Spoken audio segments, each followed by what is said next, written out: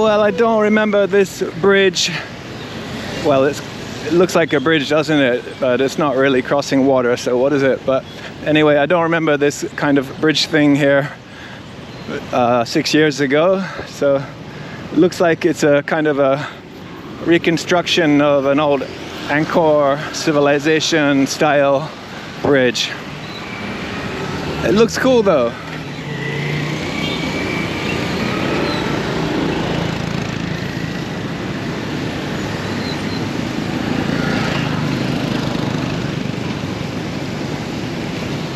So in front of us is Wat Phnom, which is probably the most iconic of the structures in Phnom Penh, I would say. It's kind of cool. It's like a little hill with this neat kind of pagoda on the top there.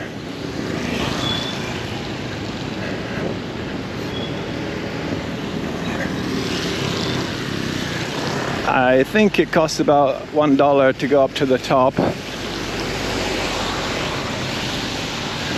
But to be honest, it looks like you can kind of see everything without actually paying the $1 if you walk around the bottom and walk up the steps to where they collect the money.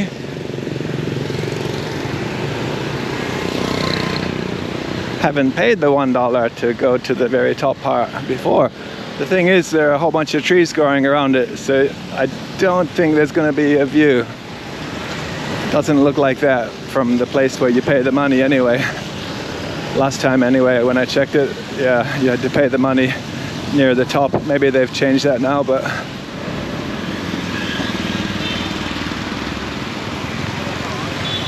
So just behind Wat Phnom, there's a park, a long, thin park. And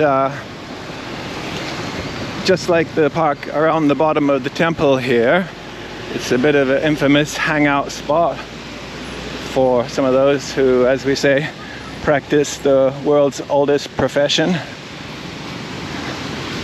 If you want to know what time it is, you can see there. All right, so let's head around to the main entrance of this little park that's around the bottom of the temple. So the other park I mentioned, it's just across the road around the back of the temple. It's a long, skinny park, and it's kind of a nice spot as well if you have a walk when it's not too hot outside, late in the day or early in the morning.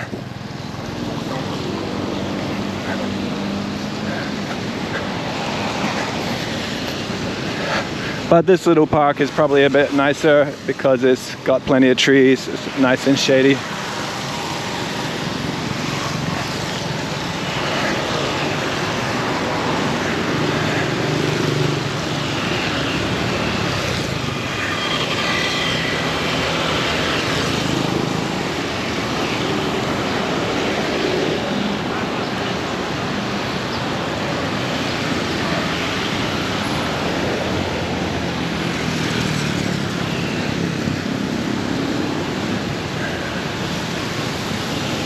Electric something Cambodia. Is that the Ministry of Electricity? I heard they had a lot of blackouts last week. Wonder why. Anyway, ours is not to question why. Ours is to do, or something like that. Sounds good anyway. Oh.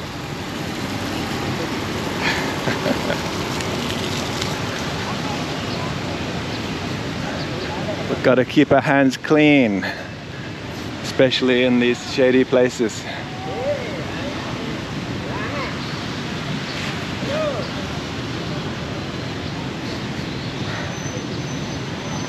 So there's the shop for you guys. I think they're actually controlling it to the point now you are not even supposed to come inside this rope, but this was a park before that you could just come in.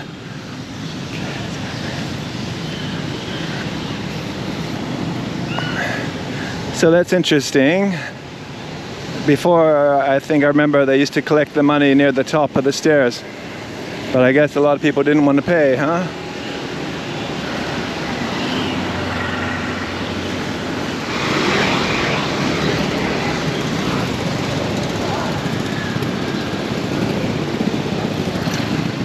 All right, so it looks like the deal is now you can't even get into the little park at the bottom that goes around the bottom of the Wat Phnom temple area.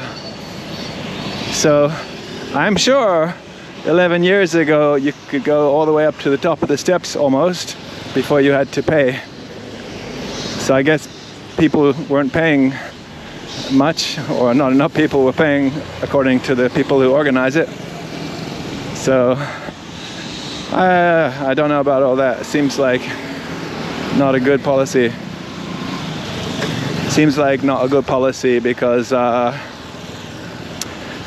it's like a landmark of the city, and locals hang out in the park there and can go up, of course, for free. And if they're gonna charge $1, yeah, what's that money gonna go towards? Because it doesn't look like it's changed a lot, that's for sure.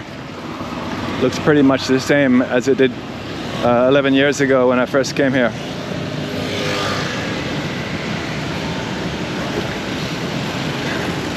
But yeah, to actually cut off the park like that seems really over the top. All right, let's head down this way.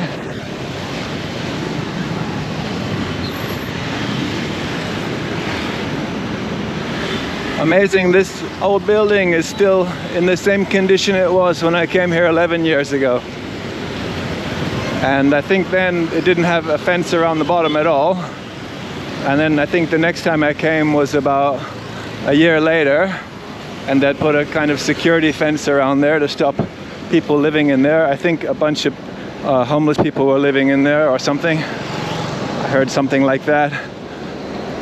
This building was shown in a few films actually, that were films about Cambodia. I think that were films about in the time before the Khmer Rouge took over.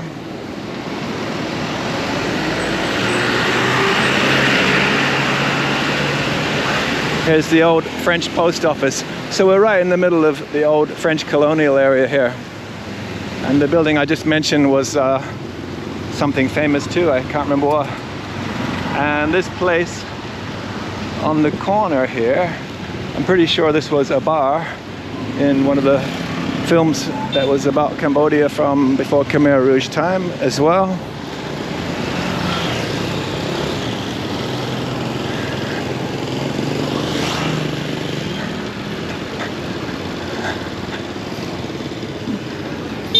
So I haven't said too much about the Khmer Rouge time in this video, but you would hope most people know a bit about it already. In the 60s and 70s, when communism was sweeping through Southeast Asia and other parts of the world, it was a very serious situation here in Cambodia. And the Red Khmer Rouge, led by Pol Pot, were able to take over the country. And some people say up to about 20% of the population were massacred. Basically anybody who was deemed to be too intelligent and not a communist, anyone like that was considered to be a threat. And a lot of people were taken to a high school that was converted into a prison on the edge of the city here, where they were tortured and forced to sign confessions for things they hadn't done, and then taken to a killing field a bit further out on the edge of the city. where most of them were killed with a blow on the back of the head by a farming implement. And when I went out there, I guess 11 years ago, yeah, you could see bones and bits of clothing sticking out of the dirt of the path that people were supposed to walk around. Let's head over this way.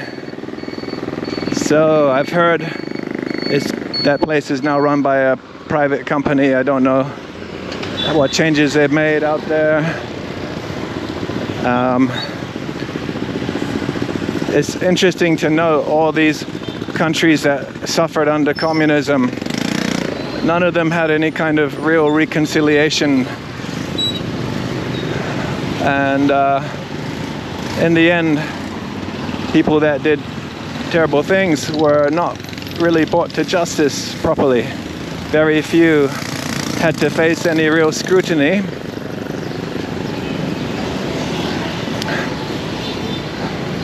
Of course, I'm sure it's just coincidence that the leaders of most of the developed countries today were very interested in extreme left-wing politics when they were younger. Just a coincidence, I'm sure.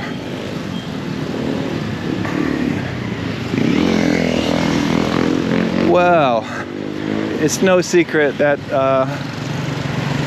the new leader of Cambodia is the son of the recently resigned old leader of Cambodia, and he's a man who was formerly in the Khmer Rouge until he basically jumped ship and went against them.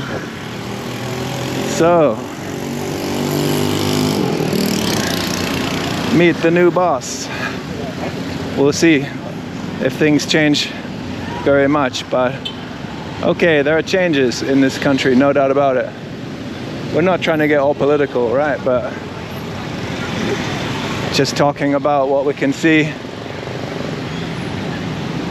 from coming here over the years. Let's just say the COVID thing didn't help much. So they're gonna have to do a lot to get it how they really want it to be, I think.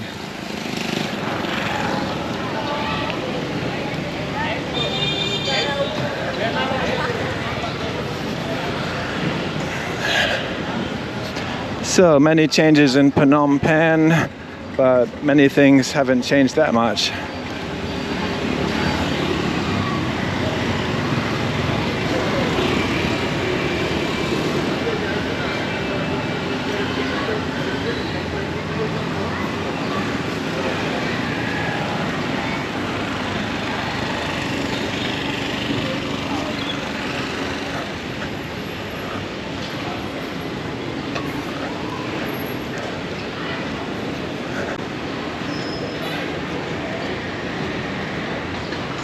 I think we'll head down this way. I'm pretty sure one of these streets is one of the infamous Nightlife streets.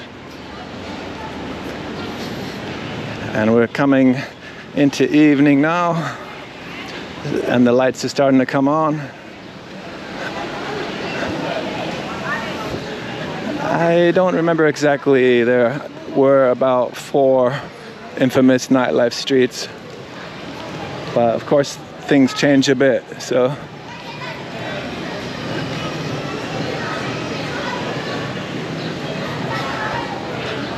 last time I came here I noticed there were quite a few changes to the Nightlife streets. Basically more lights. They were trying to slowly make the image, I guess maybe more in the Bangkok style, a little bit more glitzy, let's say like that. And with that, they were trying to up the prices a bit.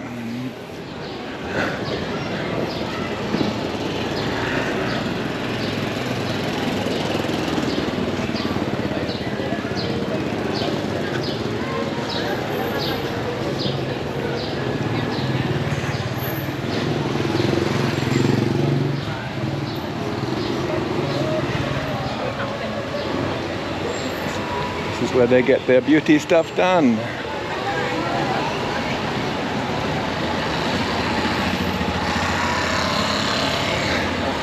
So yeah, they've tried to make it a little bit more glitzy somehow, if it's really that easy.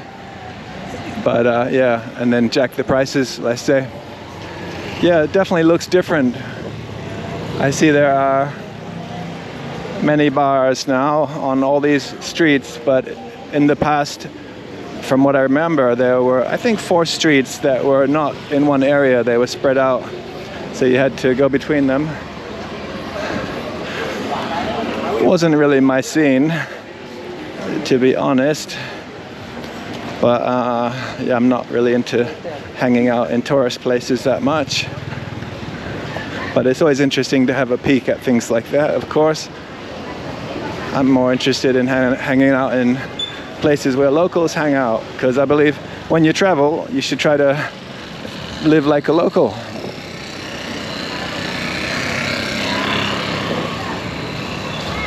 Yeah, this would have been, one of these streets would have been the main one before.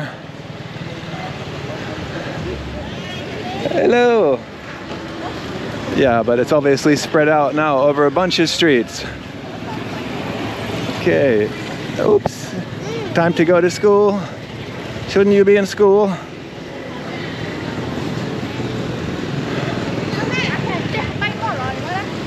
Okay, I'm not sure if there's more down there, but I think that's enough of a bit of a sample. There's a bit more along here, but let's just head to the Riverside.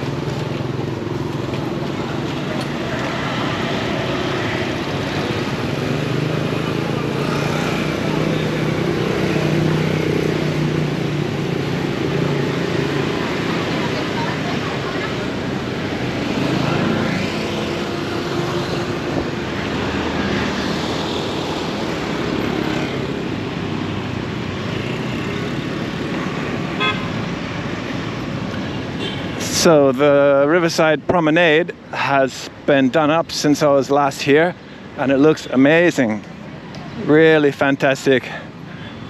It's a kind of obvious thing to do for a city like this that's based on such a famous river confluence, and they've done a great job of it. It's a really lovely place to walk along.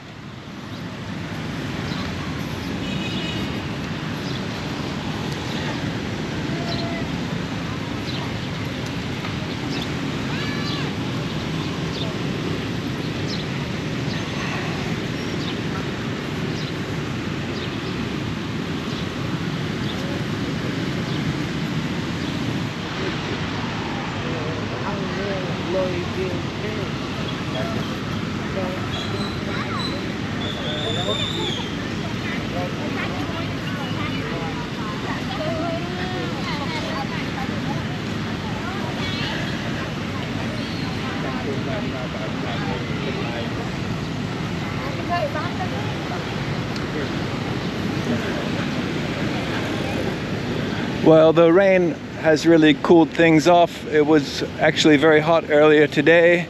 The sun was blasting.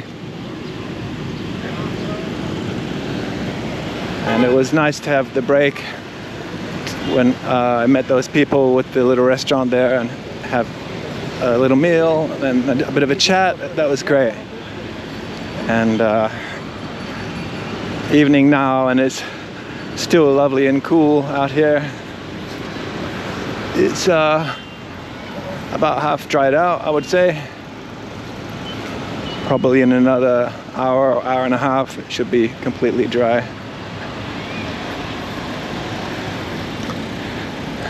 So it should be a nice cool evening tonight after this bit of rain. I think it's going to be a perfect evening for a bit of a stroll along the Riverside promenade here, which is a favorite activity of the locals, and rightly so. And food sellers starting to come out. There you see a guy carrying some of the local type things that people enjoy to snack on when they're hanging out here with their friends and family. Some tourist boats here. Looks like some kind of dining and drinking type little cruise loops around kind of here, I guess. Could be alright for some people. I've heard there's some other boats that start from further back behind me, maybe about a kilometer further back that way or less. I've heard there's some boats that do longer tours around, maybe like half-day tours or something. And of course there's a few boats that run all the way down to Vietnam, down the river here, which is down this way.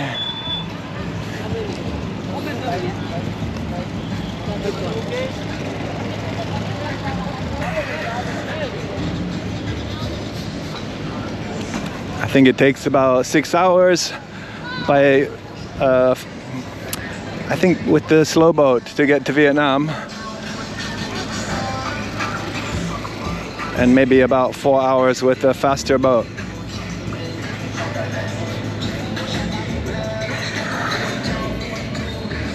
Along the riverside is also a place where the ladies who like to come out at night like to sit as well. So FYI, here's a super cool temple. They've built a whole bunch of new bits to it to make it look all flashy. It wasn't like that before. It was just a kind of simple, basic, old style temple, and you could cut through there. That's the one we filmed from the back part a little earlier, and I said I used to like cutting through there. It was kind of a little shortcut that not every traveler seemed to know about. It was really nice to just duck back through that way between the riverside and the backpacker street behind there. Of course, all this area is filled with hotels and guest houses, hostels and so on, and bars and restaurants and stuff. This whole area is called Riverside, and if you arrive at the airport or the train station and you tell the tuk-tuk driver Riverside, they know to come over this way. Yeah, it's pretty much the main part of the old town.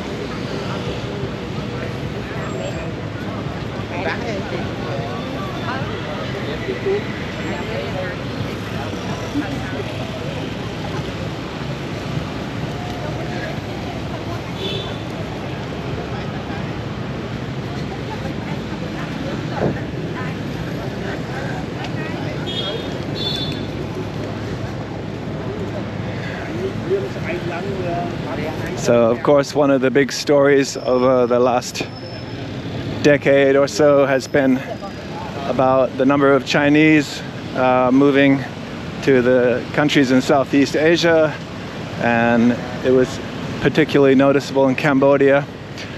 And from what I've heard, in the COVID time most of them went back to China, but I've also heard in the last few months numbers are starting to come back in here again.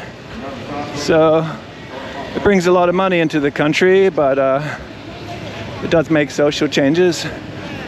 On the corner here on the right, behind all this scaffolding, is the old FCC, the Foreign Correspondence Club, which was the last, pretty much one of the last places where foreigners were holed up when Phnom Penh was being evacuated, when the Khmer Rouge were taking over. So that was pretty much the last place where people, you know, spent their last drink or whatever, had their last little beer, and then ran off to, I guess, the nearest helicopter or whatever to get out of here before it was too late for them.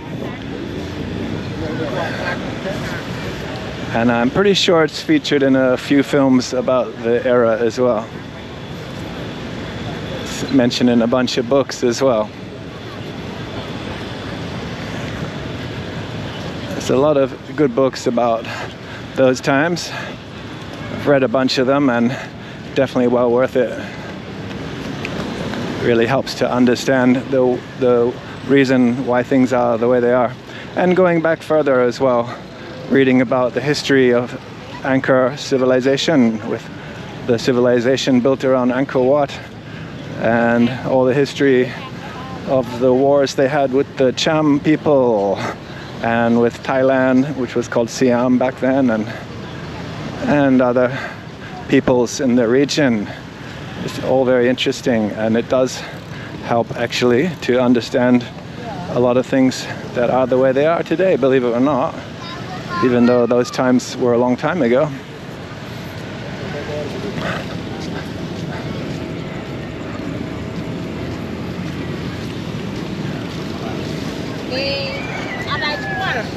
All right, back outside the Royal Palace, where we arrived on this trip with our lovely tuk-tuk driver who dropped us off out here.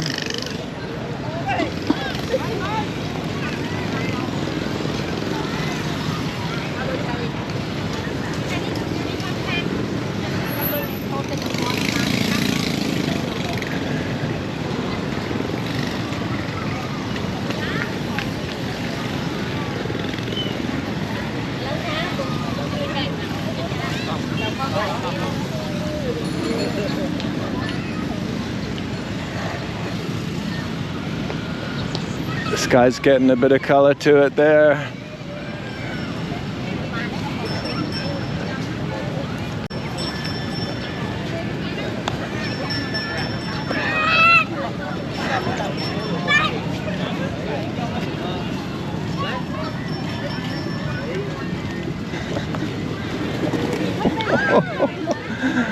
Hey, thrills and spills.